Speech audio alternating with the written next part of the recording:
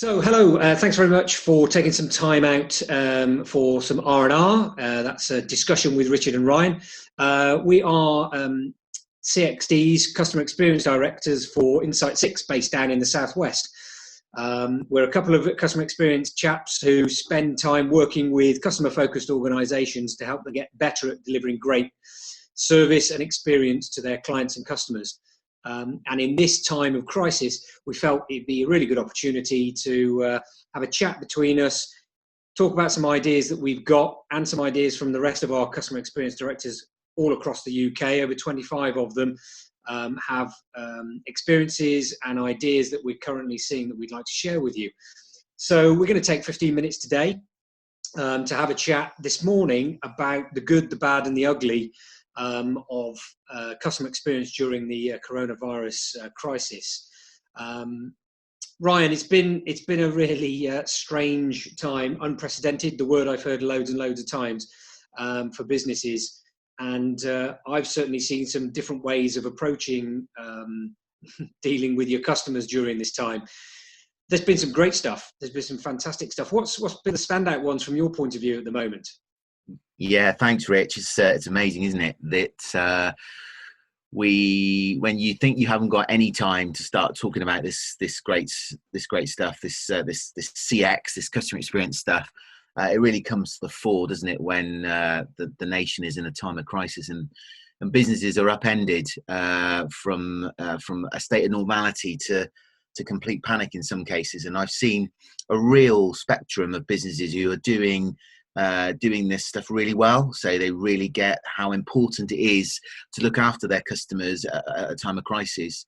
Because I don't know about you, but whenever I feel unsafe or concerned about something, the brands that I identify with and have always used they're a bit of comfort to go to look after me when I'm feeling worried about the future. And brands have got an opportunity at the moment, in my mind, to be able to really stand out for looking after their customers in what's a really uncertain time for the broader public.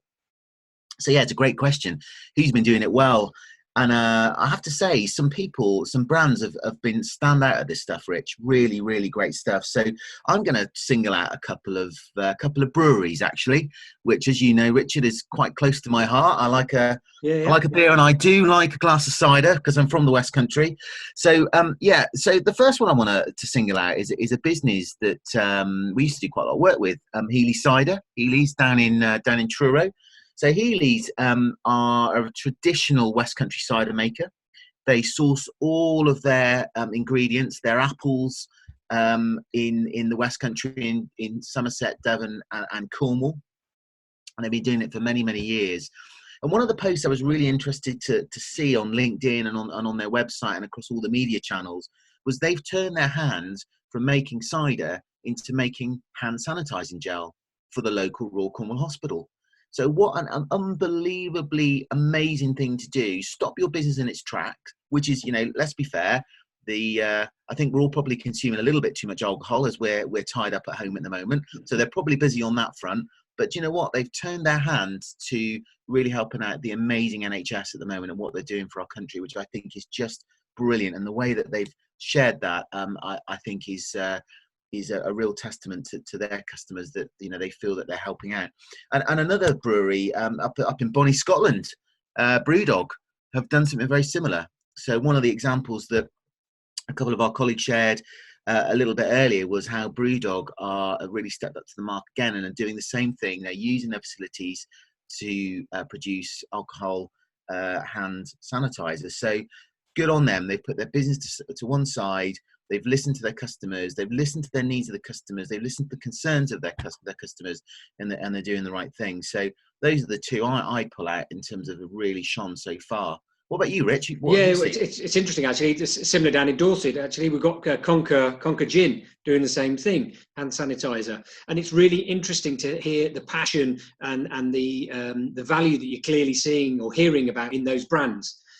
People's state changes when we're connected that little bit closer to a brand and to an organization because of the way they're doing something, it makes a massive difference to how we then perceive them in the future and how we talk about them to other people. So for me, that's a really critical piece that we're seeing when things are going well at the moment during the crisis. And another a great organisation called the Guild of Fine Food, based in Dorset and Gillingham, are providing some fantastic support for their association members. So the Guild of Fine Food works with, as it suggests, fine food emporiums around the UK, the suppliers and also the retail side of things. So they do the Great Taste Awards across the UK and across the world, actually, and Fine Cheese Awards as well.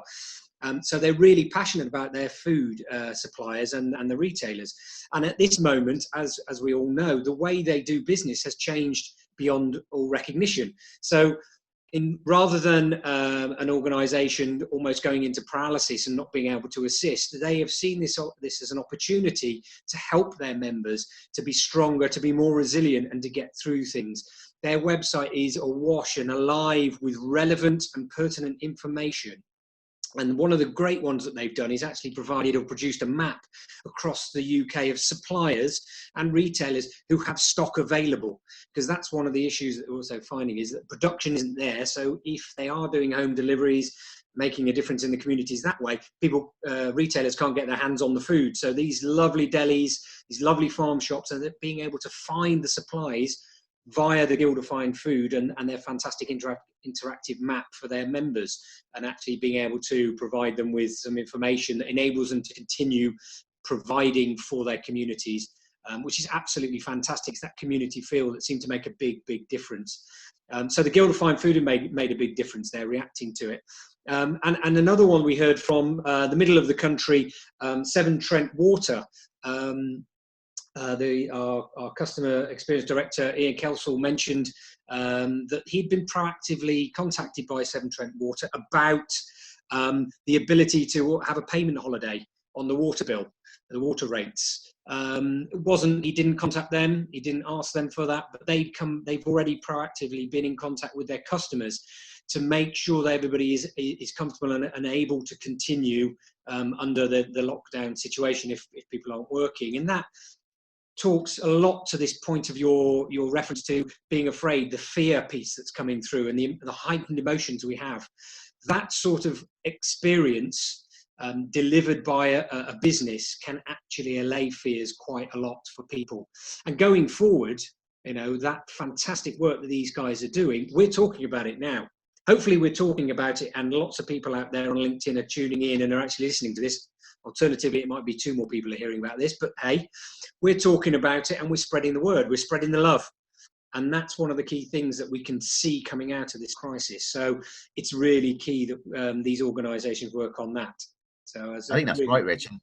I think we'll get more than 2. I'm going to get my mum to look at her LinkedIn profile. And perhaps, yeah. So we'll definitely have 3. So, but no, building on that, and that Severn Trent example is an amazing example, isn't it? Of, you don't often hear that about utilities companies. How many times in the past decade have we heard how badly wrong utilities businesses have got their customer experience, whether you're on the phone for 24 hours just trying to ring up about a bill, or indeed they've changed your direct debit without even telling you. So that's a great news story, which brings us brilliantly onto the bad, doesn't it? Because you know what, there's been some stinkers in the last few weeks that I've picked up. And I have to say, not all, and I shouldn't tar everyone with the same brush, but you know what, the banking industry at the minute is getting a bit of a tanning from businesses about how unhelpful and how difficult they are to contact. I don't know about you, but I was trying to ring my bank, which will remain nameless, and I couldn't get through on the phone. I couldn't get through on the website. The website had crashed.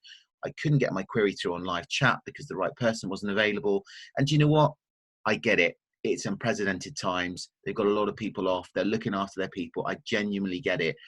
But what some of these brands need to remember is customer experience memories are made. The girth of somebody's customer experience, so to speak, is made on the memories you have of that brand.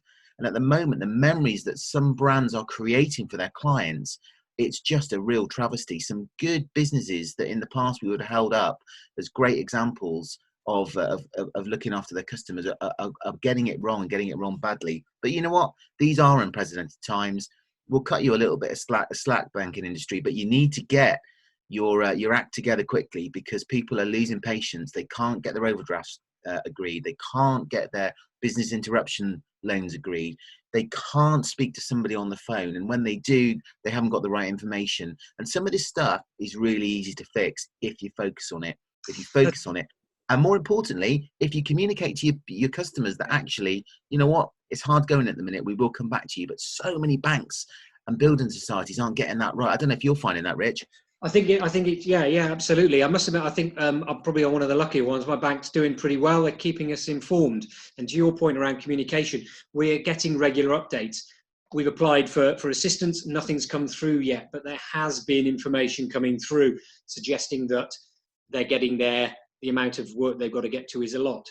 I think one of the differentiators here is that communication piece, but also a mentality and attitude that does away, and I call them the yes but organizations. There is always a reason. There's always something that isn't our fault. It's being able to hold your hands up and say, yeah, do you know what? At this moment, we're not doing it as well as we can do. Stick with us. We're going to make a difference. Those companies that go, oh, yeah, but it's not our fault. Oh, yes, but it's the process that we've been told to do. Ah, yes, but that's when my emotional recollection of that organisation is hit, and it goes down. And I'm not going to be quite as enthusiastic next time I think about them, as I say. So let's avoid the yes, but. If we're going to start thinking down that yes, and what, and how can you help? What information do you need for us to help you? What change in our process might we be able to put in place? I don't know about you though, Rich, but one of the things that I often think about, and look, we're two middle-aged blokes, right? Long in the tooth with this stuff. We've done it for a few years. We think we know what good customer experience looks like, but I guess some of it is just about common sense, isn't it? And your communication point is bob on. What's really interesting, if you're deemed in our bad camp of people who aren't getting it quite right at the moment, do you know what? All is not lost. You can move from bad to good quite quickly, right? We know that. But what about those boys and girls that are in the ugly camp, Rich? Have you identified any of those? There's some pretty ugly ones out there at the moment. Yeah, absolutely. I think we have recognised that there's some bigger organisations out there that made some massive faux pas in front of the whole of the UK and probably the whole of the world, actually. But also, I think there are some of the smaller organisations that generally can be fairly agile in the way they operate, who are making very small mistakes. I mentioned the farm shops earlier on. They're doing a fantastic job. A lot of them are pivoting. Wow, new word. Who knew? Pivot. Changing what they do to actually fit in with the situation. Pivot, which is great. But if you're going to do that, you've got to be able to ensure that your processes are in place to be able to do that, and you communicate it. But also your people are aware of it as well, because miscommunication from an organisation internally, externally, can cause all sorts of problems. And we heard this from one of our colleagues down in the Sussex area, are talking about a small provider, a small farm shop, who started doing deliveries. Fantastic, clearly a positive intent in ensuring that they get out to people. Unfortunately, a couple who were on the list of requiring to stay isolated, therefore needing deliveries, they actually managed to get through, and they spoke to somebody lovely at the farm shop, and they at the farm shop said, yeah, we can do that for you. I don't know how far away they were, but they placed their order. The person said, that's fine, it will be coming on this date. So the couple were waiting on the particular date for it to arrive, and they waited all day and nothing was happening. So coming up to close, they actually got on the phone and they phoned back, and they said, just wondering where our order was. We placed it the other day. They were put through to the owner at this point, so it wasn't a member of the team. And the owner, unfortunately, took that response pretty much to heart, and came up with a quite an abrasive response, which was basically saying, you can't possibly have made that order. We don't deliver that far out. That's not somewhere we would go to. And unfortunately, they then followed it up with the response to the customer's point that they'd made an order and spoken to somebody in his team. The response was, nobody in my team would have said that was possible. And they got very defensive in terms of the way they were operating. So it doesn't matter what size you are, you can make mistakes, and they're not going out there to make mistakes and to be a problem for people. Nobody's going out there to do that. But unfortunately, if we don't think before we speak or write or communicate, we can cause these problems. So if you're going to... These people were self-isolating because they were in a high-risk category, and the local farm shop committed to send them some food, and then it didn't arrive, so they then had to ring the farm shop back to be told by the manager of the farm shop or the owner of the farm shop that actually they shouldn't have been told that they would get a delivery because they don't deliver to that area. That's compassionate, isn't it, in the time of need? Again, goes back to the emotions, doesn't it? Heightened emotions. Strangely enough, I believe the couple might have told a few people of the issue and used names, which, you know, from a brand point of view is not good. It's not good at all. We know that that gets out there pretty rapidly, because we're British. We like having a good old moan, don't we? So love it. We love a moan. That's what we're doing now. We're having a moan.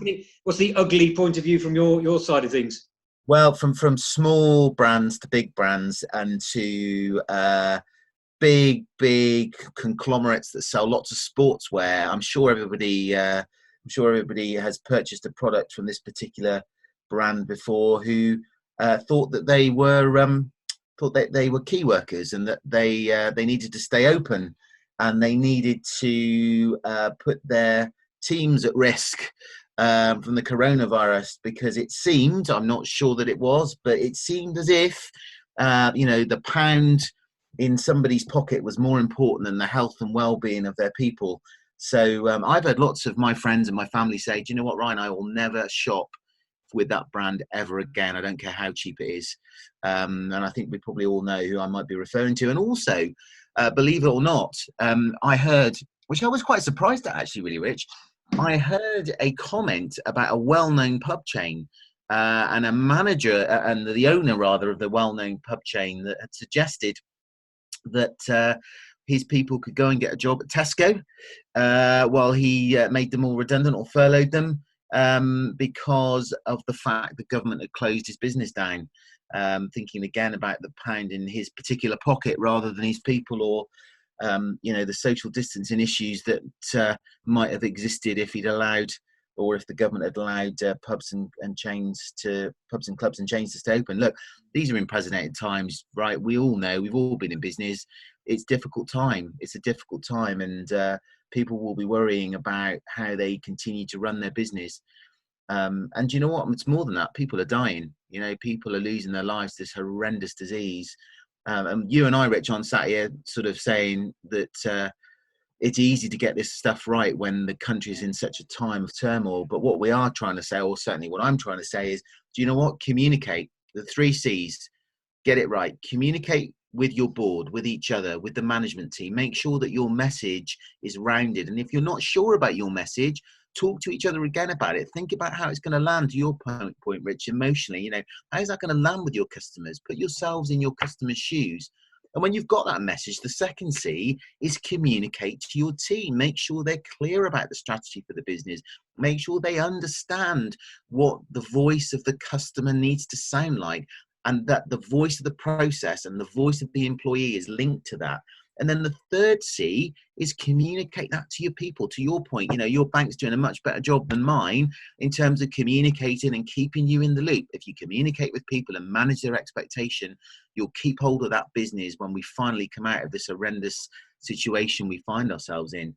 So for me, my three top tips on today's chat, today's R&R, a bit of relaxation and recuperation and thinking about your business, is think about the 3 C's. Be clear about the communication with your board. Be clear about the communication to your people. And finally, and most importantly, be clear that your people communicate that with your customers. And you will retain your customers if you look after them after all this is, done and dusted. And Godspeed, it'll be soon. you'll still have them with you. I don't know if you agree with that, Rich. Yeah, absolutely, totally. And I think my key one is, again, it's that emotional connection piece. You've got to make sure you connect with these people. Everybody's in the same position. Everybody can understand to a certain degree what's going on. The other thing is emotional connection. We've got to make sure we connect to it. We're all in the same boat. We're all going through this. We're all feeling scared. We're anxious. Don't know what's going on. Excited, maybe. No, we've got some opportunities. Scared again. You know, we're up and down, peaks and troughs in terms of our motivation. Really need to empathize with our customers, because we are our customers as well. We're all looking to buy stuff. We all want to make a difference. So let's really focus on the 3 C's and that emotional connection. So if you're going to do anything, we need to pause, take some R&R, take some time to think about it. So thanks very much for joining us today. From myself, Richard, and from Ryan over there. Just before we close there, I just want to say one final thing that's made me think about what you just said before we close off, is when you're thinking about your customers, think about your different types of customers. Think about those amazing people out on that front line, the NHS workers, the key workers, those people that are probably finding it really difficult to access your products and services at the moment because they are so focused on what they've got to do. What provision are you, how do you use the 3 C's with those particular individuals as well? Because we've got to keep the country going, and those are the guys that are going to do it. So think about those different customer types as well. Thanks, Rich. No worries. Well, this was the first of the taking time for some R&R. We're going to do these over the next few weeks, so please do tune back in, and we will see you soon. Thanks very much.